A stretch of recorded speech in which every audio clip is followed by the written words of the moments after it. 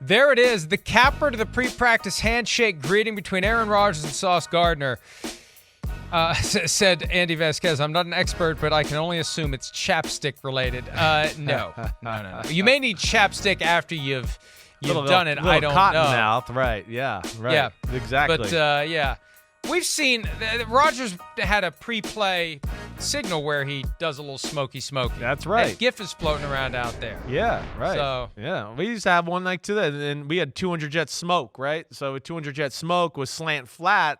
And that would be the signal. You go give a little smoky smoke right there. So, I don't know. Maybe that's what Sauce and Rodgers were doing before they went to that Knicks game that one day. They hotboxed in the car, took a few puffs, and said, let's go out here and watch the Knicks play some basketball. Maybe that's where they got it from.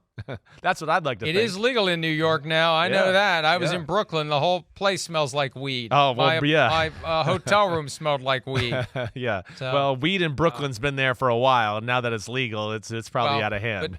now they got the exhaust fan on. I mean, now there's not even the wet towel under the door. There's not even an attempt to try to hide it. All right. The Jets have canceled next week's mandatory minicamp.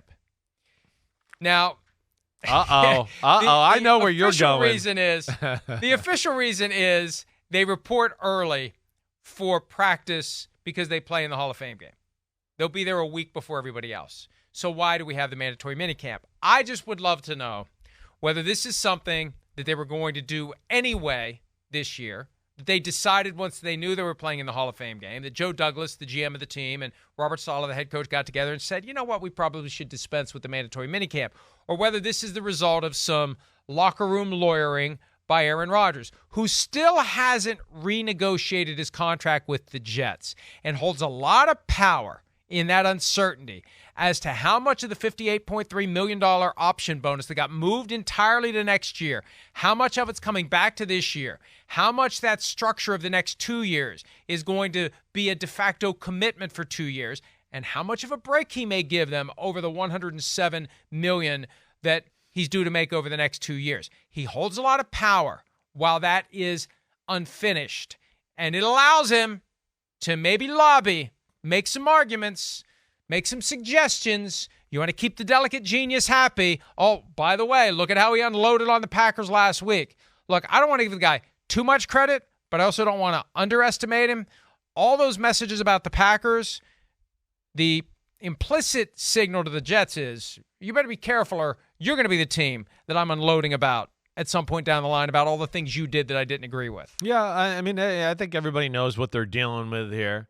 He's got tremendous power, like you're saying.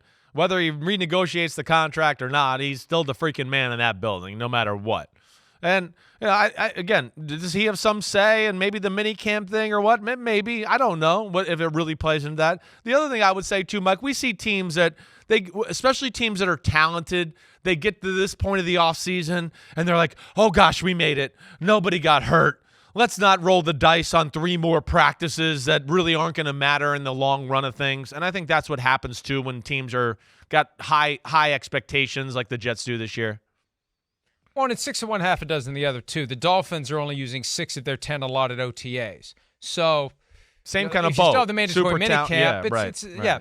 And remember last year, Doug Peterson, the Jaguars coach, decided these guys know what they're doing. They've put in their work. I think he canceled mandatory minicamp as just a gesture of goodwill to them. Right. That you have a real NFL coach now who gets it and who trusts you to take care of your business without, some guy stumbling around not knowing what to do. Hi, it's Mike Florio. Thanks for watching PFT on YouTube. Hit subscribe for the latest news and analysis from Pro Football Talk.